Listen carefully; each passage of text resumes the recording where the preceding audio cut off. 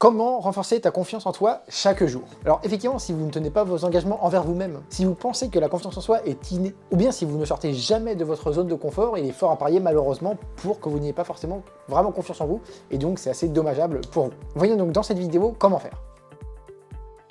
Il faut savoir que la confiance en soi repose sur la fiabilité personnelle. Quand vous dites que vous allez faire quelque chose et que vous le faites réellement, vous envoyez un message à votre cerveau qui est « je peux vraiment compter sur moi ». Donc vous pouvez commencer par des promesses très simples, très basiques, mais c'est important en tout cas de les respecter à la lettre.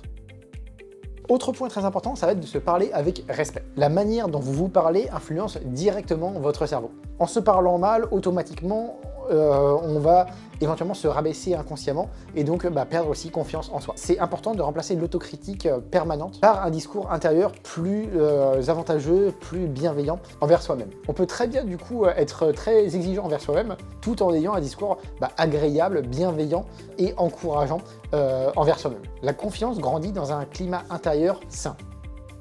Autre point très important, ça va être de sortir de sa zone de confort progressivement. La confiance ne vient pas nécessairement directement dans l'action, mais elle vient après le processus. Donc vous pouvez oser des petites choses inconfortables qui peuvent sembler minimes au premier abord, comme le fait de parler, de s'exprimer, d'essayer de nouvelles choses, de demander. Chaque zone de confort, même minime, élargit votre sentiment de capacité. Au fur et à mesure du temps, du coup, la zone deviendra de plus en plus grande et de plus en plus de choses vous sembleront confortables avec le temps. Point numéro 4, s'appuyer sur des preuves et non sur des peurs. Le mental adore créer des scénarios complètement négatifs, complètement des fois décorrélés de la réalité. Donc essayez plutôt de vous souvenir de récits passés, même modestes, et ce sera déjà beaucoup mieux. Vous pouvez lister tout ce que vous avez déjà réussi à surmonter par le passé. Les preuves réelles sont bien plus puissantes que des petites peurs comme ça imaginaires. Donc très important d'être plutôt dans ce registre-là plutôt que dans l'imaginatif, mais comme par hasard négatif.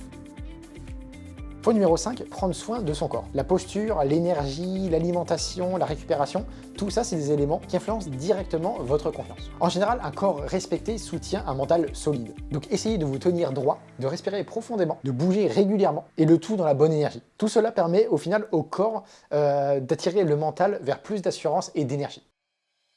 Point numéro 6, accepter de ne pas plaire à tout le monde. Souvent, la confiance en soi commence dès lors qu'on accepte de chercher un peu l'approbation universelle. Plus vous vous autorisez à être vraiment qui vous êtes à l'intérieur, et plus vous vous renforcez aussi intérieurement. Être rejeté est parfois le prix à payer pour être vraiment authentique.